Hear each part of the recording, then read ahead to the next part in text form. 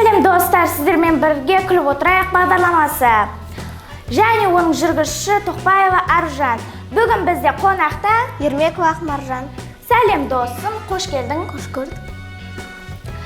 Мен саған қазір сұрақтар қоямын, сен соған жауап бер. Актриса мамандығын неге таңдадың? Өзіме ұнайды, пародиялар ұнайды өзіме. Киноға қатысқым ұнайды. Екінші сұрақ, хоббиің қандай? Биге қатысам, сондықтан би ұнайды, ән ұнайды. Сүйікті тиктокершің? Луна. Енді біз ойынға кірсейік. Біздің ойынның шарты, мен саған қазір смайликті берем, және мен саған сұрақтар қоям. Сен сол смайликтермен көрсетіп отырасың. Ең басты маңыздысы, сен смайликтер қандай мағына беретінін білмейсің. Ал кеттік. Стоп, мен түсінген жоқпын ойыныңды.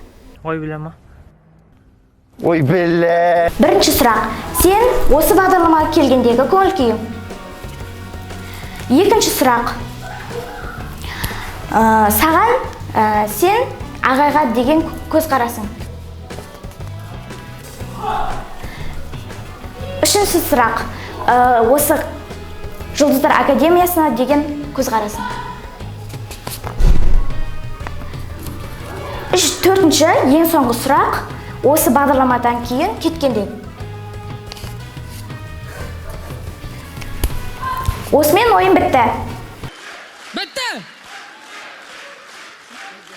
Кетіңдер! Дым жоқ басқа айтатын! Осымен бағдарламамыз аяқталды. Сау болыңыздар!